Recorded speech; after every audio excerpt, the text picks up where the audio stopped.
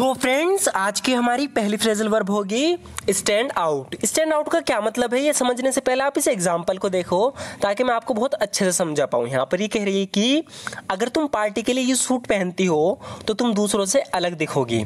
So friends, यहाँ पर इसने कहा है दूसरों से अलग दिखोगी। ये अलग दिखना, इसके लिए हम यूज़ करते हैं स्टैंड आउट का। तो इसकी इंग्लिश होगी if you wear this suit to the party you will stand out from others.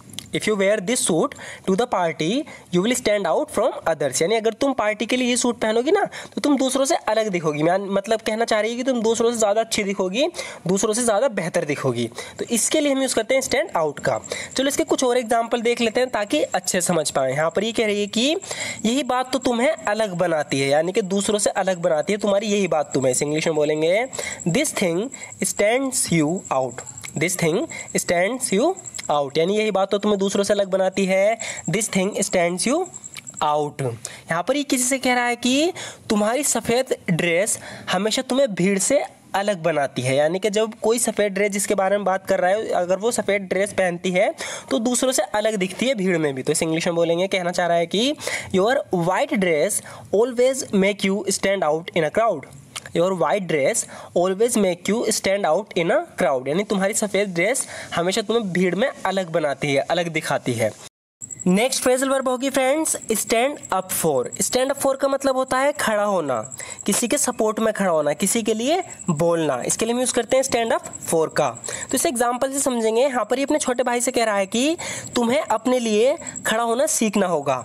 यानी कि इसके छोटे भाई को कोई भी मार के चला जाता है, कोई भी भला बुरा बोल देता है, तो कह रहा है अपने छोटे भाई से तुम्हें अपने लिए खड़ा होना सीखना होगा। इसकी इंग्लिश होगी you have to learn to stand up for your self.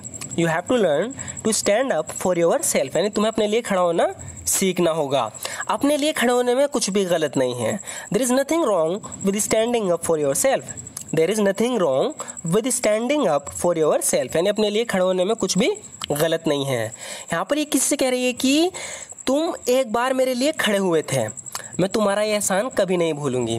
तो कोई इसके सपोर्ट में खड़ा हुआ था जब इसको लोग उल्टा सीधा कह रहे थे, यानी इसका बुरा टाइम चल रहा था, तो कोई इसके सपोर्ट में खड़ा हुआ था। तो कह रही है कि तुम एक बार मेरे लिए खड़े हुए थे, मैं तुम्हारा ये एहसान कभी नहीं भूलूंगी। तो इसकी इंग्लिश होगी you stood up for me once I will never forget this favour of yours. कह रही है कि you stood up for me once I never forget this favour of yours. तो यहाँ पर एक छोटी सी टाइपिंग मिस्टेक हो गई है, यहाँ स्टूड के बाद अप जरूर आएगा, ध्यान रखना। You stood up for me once, यानी तुम एक बार मेरे लिए खड़े हुए थे। I never forget this favour of yours, मैं तुम्हारा एहसान कभी नहीं भूलूंगी। आगे कह रहा है कि हमेशा अपने दोस्तों के लिए खड़े रहो, यानी उनकी मदद करो, उनके सपोर्ट में खड़े रहो। तो इस इंग्लिश में बोलेंगे always stand up for your friends. Always stand up for your friends, यानी हमेशा अपने दोस्तों के लिए खड़े रहो। Always stand up for your friends. आगे देखते हैं फ्रेंड्स, यहाँ पर ये बोल रहा है कि उसे मुझे परेशान करने में मज़ा आता है। तो जब भी हम इस तरीके से कहते हैं मज़ा आता है, खुशी मिलती है, इसके लिए हम यूज़ करेंगे डिलाइट इन का। तो इसकी इंग्लिश होगी he takes delight in annoying me. He takes delight in annoying me, यानी उसे मुझे परेशान करने में मज़ा आता है। He takes delight in annoying me. आगे कह रही है कि उसे मुझे गलत साबित करने में मज़ा आता है। तो इसकी इंग्लिश होगी he takes delight in proving me wrong. He takes delight in proving me wrong, यानी उसे मुझे गलत साबित करने में मज़ा आता है। He takes delight in proving me wrong. यहाँ पर ये कह रही है कि मुझे दोस्तों के साथ बात करने में मज़ा आता है। इसे इंग्लिश में बोलेंगे I take delight in talking with friends. I take delight in talking with friends, यानी मुझे दोस्तों के साथ बात करने में मज़ा आता है।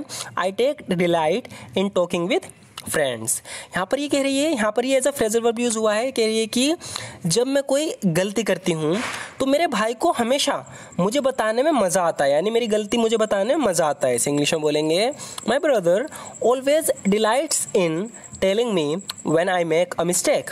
My brother always delights in telling me when I make a mistake, यानी जब मैं कोई गलती करती हूँ तो मेरे भाई को उसे मुझे बताने में मज़ा आता है। नेक्स्ट जो हमारी फ्रेजल वर्ब है वो है पुट डाउन। पुट डाउन के बहुत यूज़ है, लेकिन यहाँ पर जिसका यूज़ है वो नीचे रखने के लिए, कोई चीज़ों से नीचे रखने के लिए यूज़ करते हैं हम पुट डाउन का। तो इंग्लिश होगी, यहाँ पर ये कह रहा है अगर ये भारी है तो इस बैग को नीचे रख दो। तो इसके कंधों पर एक बैग है, तो कह रहा है कि अगर ये भारी है तो इस बैग को नीचे रख दो। इस इंग्लिश में बोलेंगे put this bag down if it's heavy. Put this bag down if it's heavy, यानी अगर ये भारी है तो इस बैग को नीचे रख दो। तो नीचे रखने के लिए हमने कौन सी फ्रेजल वर्ब का यूज़ किया है, put down. Next phrasal verb होगी फ्रेंड्स टेक टू। तो ध्यान रखना टेक टू एक फ्रेजल वर्ब है जिसका मतलब होता है किसी चीज को करना शुरू कर देना रेगुलर बेसिस पे, यानी किसी चीज की आदत हो जाना करने की। जैसे कि यहाँ पर ये बता रही है कि वो अब टीवी देखने लगा है, यानी अब उसे टीवी देखने की आदत हो गई है। तो इसके लिए हम यूज करेंगे टेक टू फ्रेजल वर्ब का। तो इसकी इंग्लिश होगी he is taken to watching TV now.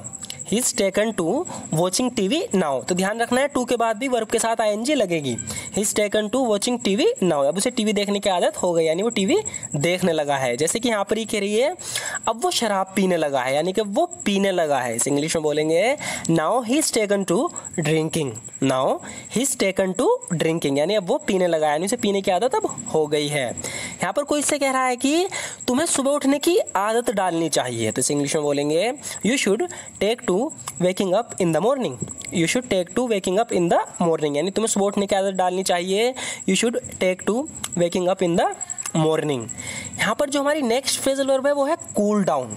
देखो कूल डाउन का सब मतलब जानते हैं, इसका मतलब होता है एक तो शांत हो जाना, या किसी गर्म चीज़ के ठंडे होने के लिए भी हम कूल डाउन का यूज़ करते हैं। तो दोनों एग्जांपल देखेंगे। यहाँ पर पहले कह रहा है कि वो बहुत गुस्से में है, उसे शांत होने के लिए कुछ समय दो। तो इसको इंग्लिश में बोलेंगे she is very angry give her some time to cool down. She is very angry give her some time to cool down, यानी वो बहुत गुस्से में, उसे शांत होने के लिए कुछ समय दो। कूल डाउन का हम यूज़ करते हैं कोई चीज़ ठंडे होने के लिए भी। जैसे कि यहाँ पर ही कह रही है जब तक वो लौटेगा चाय ठंडी हो चुकी होगी, यानी किसी के लिए चाय बनाई है उसे आने में टाइम लग जाएगा। तो कह रही है कि by the time he returns tea will have cooled down. By the time he returns, यानी जब तक वो लौटेगा tea will have cooled down, यानी चाय ठंडी हो चुकी होगी। इसका एक और एग्जाम्पल देखते हैं। यहाँ पर ही किससे बता रही है कि उसने सूप के थोड़े ठंडे होने का इंतज़ार किया। तो यहाँ पर भी सूप के ठंडे होने की बात चल रही है। किसी को सूप पीना था लेकिन सूप बहुत गर्म था, तो बता रही है कि उसने सूप के थोड़े ठंडे होने का इंतज़ार किया। इस इंग्लिश में बोलेंगे he waited for the soup to cool down a bit. He waited for the soup to cool down a bit, यानी उसने सूप के ठंडे होने का थोड़ा इंतज़ार किया। नेक्स्ट जो हमारी फ्रेजल वर्ब है वो है लुक आफ्टर। ये तो बहुत ज़्यादा यूजफुल है, आपने सुना होगा। इसका मतलब होता है ध्यान रखना, ख्याल रखना, लुक आफ्टर का। जैसे कि यहाँ पर ये कह रहा है तुम उसका इतना ख्याल क्यों रखती हो। इसे इंग्लिश में बोलेंगे why do you look after him so much. Why do you look after him so much, यानी तुम उसका इतना ख्याल क्यों रखती हो। Why do you look after him so much. यहाँ पर ये कह रहा है कि पूरे दिन 3 बच्चों की देखभाल करना कठिन काम है, यानी कि इसके छोटे छोटे 3 बच्चे हैं उनका ख्याल रखता है। तो बता रहा है कि it's hard work looking after 3 children all day. It's hard work looking after 3 children all day, यानी पूरे दिन 3 बच्चों की देखभाल करना कठिन काम है। तो देखभाल करना है, ख्याल रखना, इसके लिए हम यूज़ करते हैं लुक आफ्टर का। सो फ्रेंड्स आज की वीडियो में बस इतना ही। अगर आपको वीडियो अच्छी लगी, अगर आप इसी तरीके से ओपी फ्रेजल वर्ब सीखना चाहते